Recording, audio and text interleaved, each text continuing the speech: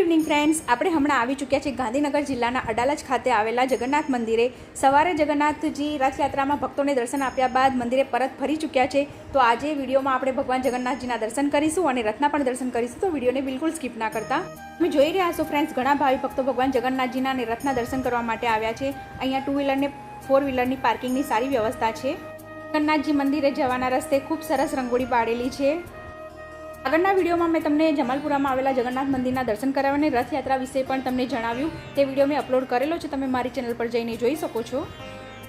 અને આજે હું તમને અડાલજ ખાતે આવેલા જગન્નાથ મંદિરના રથયાત્રાની હિસ્ટ્રી જણાવવાની છું। અને તમે જોઈ રહ્યા છો ઘણી પબ્લિક છે અને આ એ જ રથ છે જેમાં બેસીને ભગવાન જગન્નાથજી, સુભદ્રાબેન અને ભાઈ બલરામ નગરચર્યાએ નીકળ્યા હતા ભક્તોને દર્શન આપવા માટે।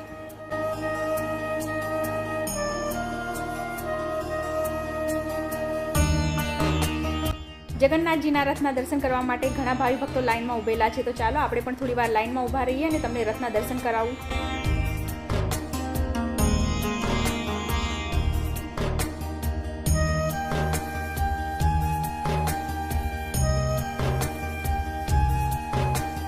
ખૂબ ધન્ય થઈ ગયા ફ્રેન્ડ્સ, આ એ જ રથ છે જેમાં જગન્નાથજી, સુભદ્રાબેન અને ભાઈ બલરામજી રથમાં બેસીને નગરચર્યાએ નીકળ્યા હતા। અહીંયા બેસીને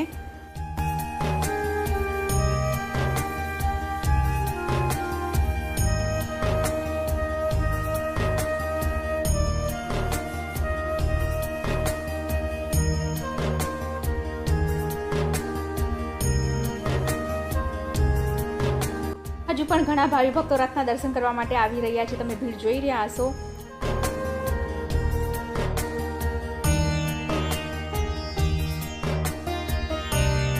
અને આ તમે જોઈ રહ્યા છો બાલકૃષ્ણ કેટલા ક્યુટ લાગી રહ્યા છે।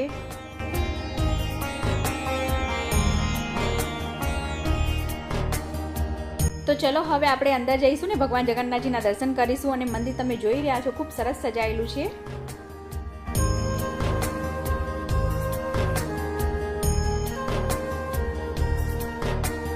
પ્રસાદ કાઉન્ટર છે, તમે અહીંયાથી પ્રસાદ લઈ શકો છો।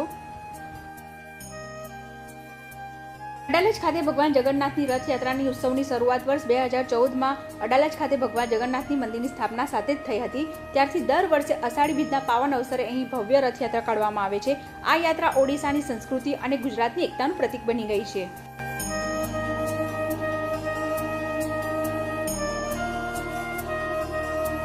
અહીંયા ભક્તોને રથયાત્રા પણ દેખાય છે, અહીંયા તમે બેસીને પણ દર્શન કરી શકો છો રથના। અને આ યાત્રા શ્રી જગન્નાથજી મંદિર અડાલજ પરિસરથી શરૂ થાય છે અને ભવ્ય રથ અડાલજ સર્કલ અને ઉવાસદ બ્રિજ થઈને અન્નપૂર્ણા માતાના મંદિરે પહોંચે છે। આ લગભગ 3 કિલોમીટરનો રસ્તો છે। અહીંયા શોપ છે, અહીંયા કેટલાક ક્યુટ જગન્નાથજી, બલરામજી અને સુભદ્રાબેનની મૂર્તિ છે। આ યાત્રામાં સાંસ્કૃતિક કાર્યક્રમોની વાત કરીએ તો યાત્રામાં ભજન મંડળીઓ અને સાંસ્કૃતિક જૂથો ઉત્સાહથી ભાગ લે છે। તો ચાલો ફ્રેન્ડ્સ, હવે જગન્નાથજીના દર્શન કરી લઈએ।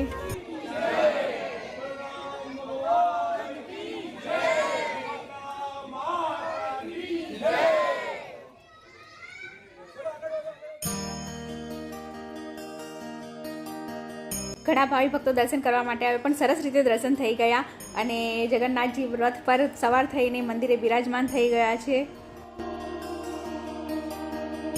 અને રથયાત્રાના મહત્વના તબક્કાની વાત કરીએ તો રથયાત્રા અન્નપૂર્ણા મંદિરે રોકાય છે, જ્યાં ભગવાન આરામ કરે છે। આ દરમિયાન ભક્તો માટે મહાપ્રસાદનું આયોજન થાય છે।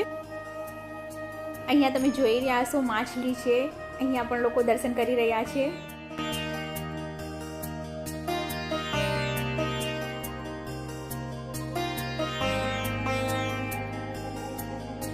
ચલો હવે તમને ઉપર પણ દર્શન કરાવી દઉં। અને આ સામે મહાપ્રસાદનું આયોજન છે અને તમે મંદિર જોઈ રહ્યા છો, ખૂબ સરસ સજાયું છે।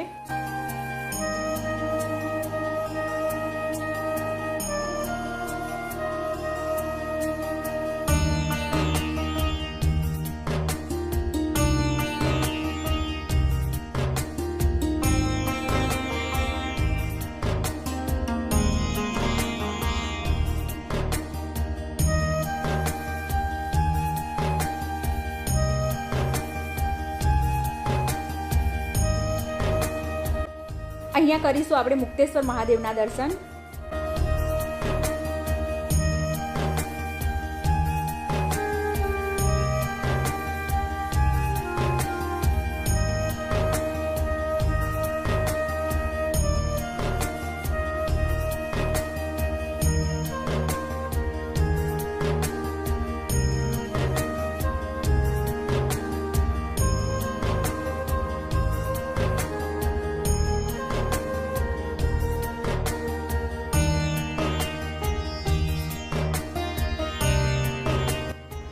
ફ્રેન્ડ્સ આપણે દર્શન કરી લીધા છે. આપણે રથના પણ દર્શન કર્યા અને ભગવાન જગન્નાથજીના પણ દર્શન કર્યા.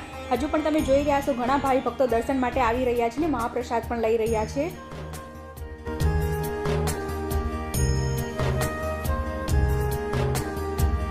અમે પણ અહીંયાથી પ્રસાદ લઈ લીધો છે ભગવાન જગન્નાથજીનો.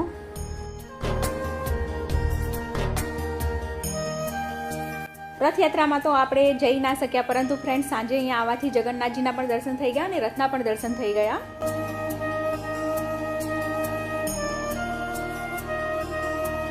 અને હજુ પણ ઘણી પબ્લિક આવી રહી છે રથના દર્શન કરવા માટે અને ભોજન પ્રસાદ લેવા માટે. અને હવે લાઈન જોઈ રહ્યા છો, રથના દર્શન માટે ઘણી લાંબી લાઈન થઈ ગઈ છે. તો ફ્રેન્ડ્સ, આજની વિડીયોમાં આપણે ભગવાન જગન્નાથજીના દર્શન કર્યા અને રથના પણ દર્શન કર્યા. મને આશા છે કે વિડીયો ગમ્યો હશે. વિડીયો ગમ્યો તો લાઈક કરજો, શેર કરજો અને તમે પણ આ મંદિર જોયું હોય તો મને કોમેન્ટમાં જરૂરથી જણાવજો અને કોમેન્ટમાં જય જગન્નાથ જરૂરથી લખજો. અને ચેનલ પર નવા હોય તો સબસ્ક્રાઈબ જરૂર કરી લેજો.